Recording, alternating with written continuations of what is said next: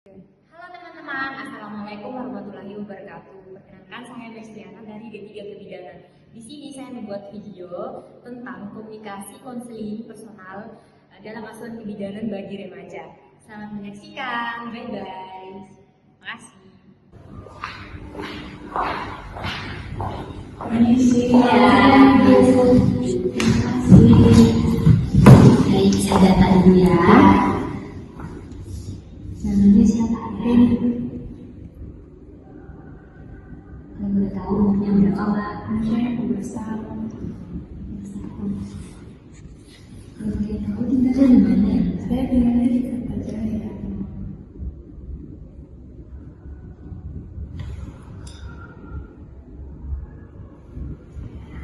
Ada yang bisa saya bantu? Jadi gini, aku kan fashion designer. Jadi gini Kak, aku kan baru 12 tahun. Dan aku tuh kayak ada gejala-gejala gitu. Tapi aku belum siap. Soalnya aku lihat kayak temen-temenku tuh kayak ada yang sakit perut. Terus kayak sampai gak masuk ke sekolah. Sampai nangis, kayak curhat-curhat gitu. Jadi gimana solusinya? Aku kayak gak belum siap aja untuk hal gitu. Oh iya. Mungkin karena menstruasi itu adalah bagian penting dari perkembangan kamu. Sudah tahu belum cara menjaga kebersihan dan menghadapi hari menstruasi? Itu dia Kak, aku kayak harus belajar untuk itu. Aku juga belum tahu kayak gimana caranya supaya menjaga kebersihan. Baik. Tidak apa-apa, itu wajar. Yang penting kamu harus mengganti pembalut setiap 4-6 jam agar tetap bersih dan terhindar dari infeksi. Terus jangan lupa juga untuk menulis atau mencatat hasil menstruasinya, siklus menstruasinya itu. Jadi harus dicatat setiap jam. Iya, kalau bisa itu kamu harus kayak mencatat setiap mau PMS itu atau menstruasi itu kamu catat tanggalnya mulai menstruasi dan terakhirnya gitu. Terus aku kayak dengar ada temenku deh Kak, misalnya kayak bulan ini dia telatnya atau bahkan gak haid sama sekali dari 1 bulan. Itu gimana tuh kenapa ya berarti? Nah itu mungkin karena kondisi hormonnya juga ya, karena setiap orang itu kan berbeda-beda hormonnya, kadang ada yang stabil, kadang ada yang enggak kan.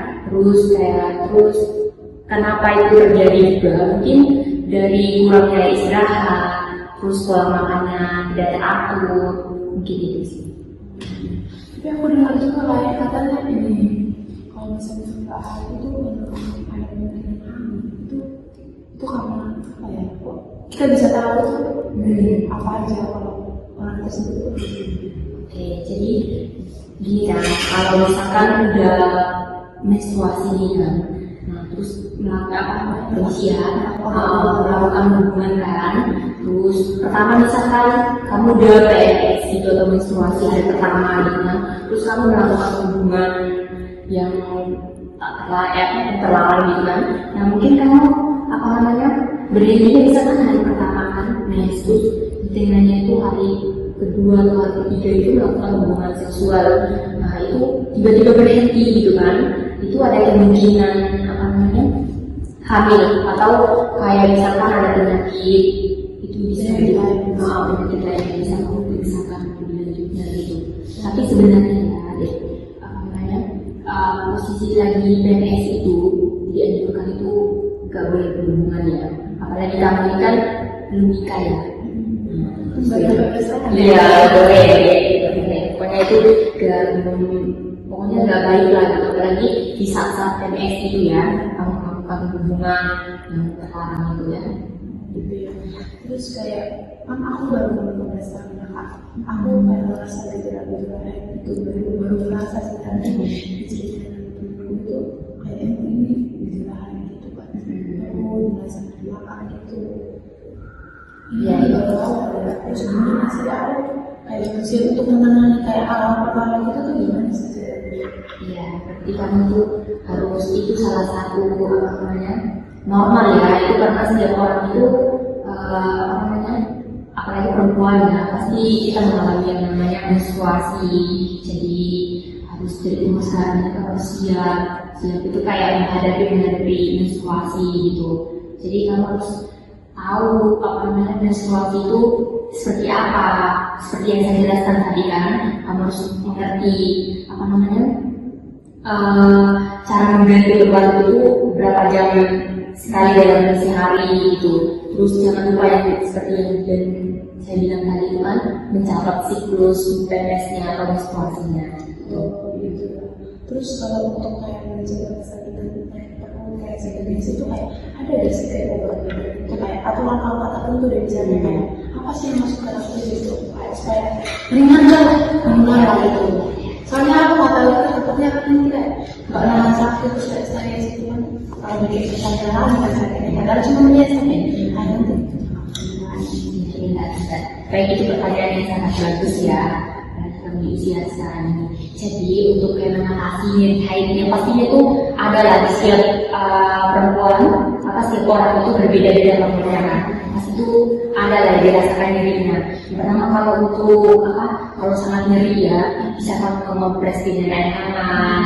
Terus kalau itu kalau air hangat itu kan setiap malam itu bebas sih pas dia lagi nyeri kan nggak setiap kali. Maksudnya nggak tentu ya kalau PMS seperti yang saya harus rasakan itu biasanya itu mau malam mau pagi itu pasti akan terasa yang namanya nyerinya itu kan. Jadi ketika kamu merasakan nyeri, kamu ambil air hangat, kamu kompresi. Terus bisa juga kamu beli obat pereda nyeri itu. Oh ada ya? Ada.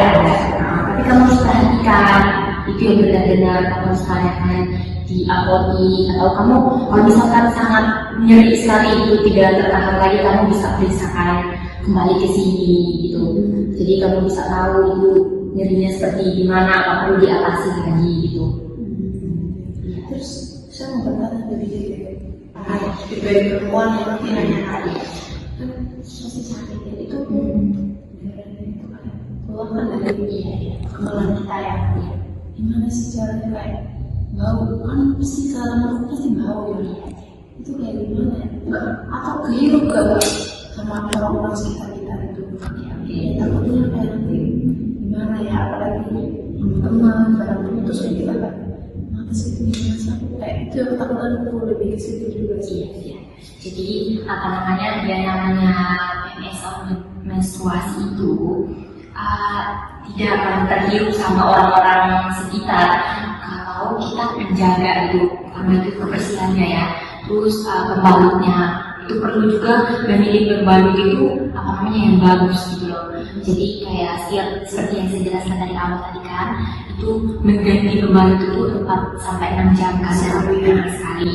Jadi kamu harus kayak kalau udah rasa nih mau penuh gitu kan kita pasti akan kerasa itu kalau udah mau penuh gitu kan pasti kan kamu akan merasakan jadi langsung ganti terus kamu bersihkan gitu kan itu pasti apa namanya yang pertama itu pasti rasakan sakitnya nyerinya itu fungsi di vagina itu pasti tiap termasuk saya juga itu pernah mengalami gitu kan sakitnya terus kamu harus mengatasinya itu dengan cara itu kamu harus mengganti pembalut terus apa namanya untuk orang-orang sekitar itu tidak akan menghirup ketika kamu udah menjaga kebersihan itu seperti itu.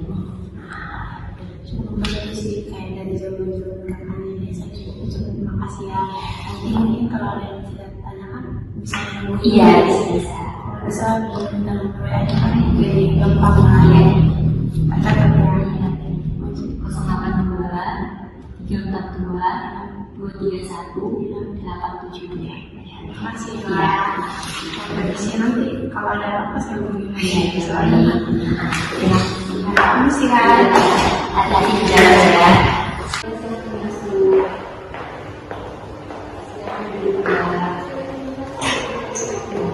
Perkenalkan saya tidak izin menulis pada pagi hari ini. Saya datang dulu ya.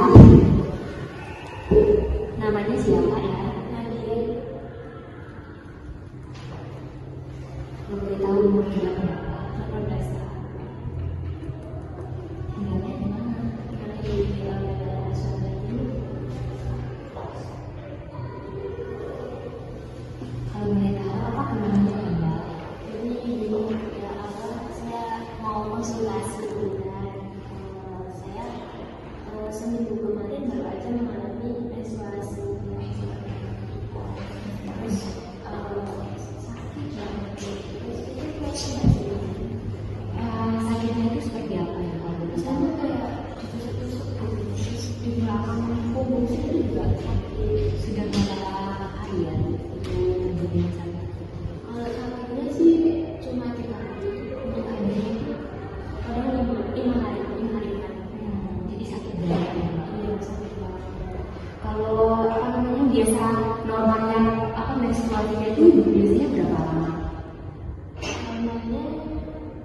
7 hari ya. 7 hari. Terus ini udah 7 hari ya. Ya, untuk sakitnya itu 3 hari, tapi untuk menstruasi selesai 7 hari. Berarti terganggu ya Mbak. Iya, betul. Untuk pencegahannya kayak untuk mengatasi nyeri-nyerinya itu mungkin bisa mempres air hangat atau bisa diminum obat reda nyeri, atau kayak kalau misalkan nggak berhenti nyerinya itu bisa diperiksakan kembali ke sini. Apa ada yang mau ditanyakan lagi? Menurut saya itu normal kalau misalnya sering sakit. Itu sih sepertinya tidak normal ya, mungkin karena kamu keseringan kurangnya olahraga ya, karena pola makannya juga mungkin tidak teratur ya. Iya. Mungkin itu yang bisa